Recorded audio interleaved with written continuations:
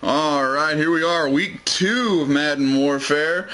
Brings the New Orleans Saints to Carolina for an NFC South matchup.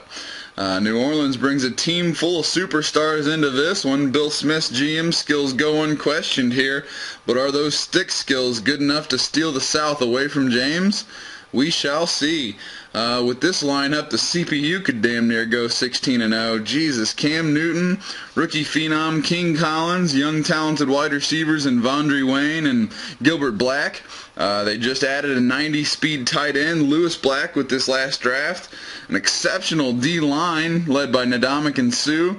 4 90-plus hit power linebackers.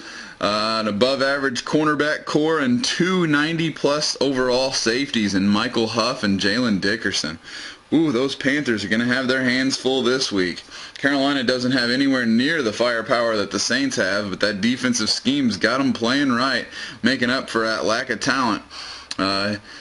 James's highest-rated player looks to be his fullback in Mike Tolbert, but don't let that fool you. John Beeson and James Anderson are game-changers over on the defensive side of the ball. My guess says Beeson welcomes Queen Collins into the league this week by making him put the ball on the turf more than he puts it in the end zone. Panthers by 2 scores. Two great teams clash this week in our NFC Game of the Week. The Cardinals and the Redskins for our Game 3 Game of the Week preview. After a great run ended in the Super Bowl last year for Arizona, they look to put one of the top NFC teams behind them early here in Week 2.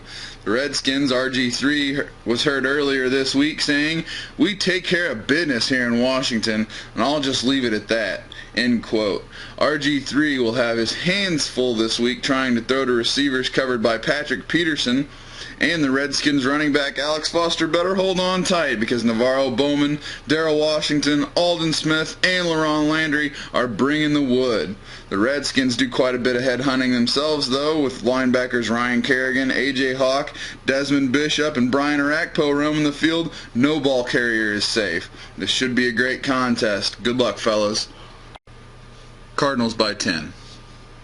Defense, defense, defense. This year's Giants are all about defense, but will that fierce defense led by JPP, Justin Tuck, and Antrell Roll be able to hold Stacy Knight and that Buffalo offense down? After a 600-yard, 8-touchdown performance last week, I know one thing: the Giants are going to have to do better than the 87 yards in the air they had last week if they want another W. Stacy Knight was heard earlier this week saying he's going to match last week's performance as he puts in his early bid for MVP and first place in the AFC East. Giants better buckle down and do something to stop that maniac if they want that W. Buffalo by 17. Two great teams come together this week for our AFC Game of the Week. Pittsburgh still trying to find their stride after a stomping in Tennessee last week. Rumors from Steeler camp are saying the coach has thrown out the old playbook and they are starting fresh.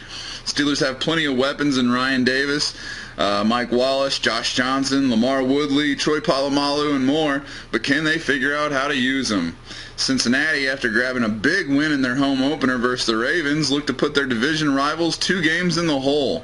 With fifth-year quarterback Brandon Wozniak, A.J. Green, and Jermaine Gresham leading the offense, and Leon Hall snatching passes out of the air while Taylor Mays and Ray Malaluga headhunt their way to multiple fumbles, putting the Pittsburgh Steelers in the rearview mirror should be a task they can accomplish this week. Bengals by 10.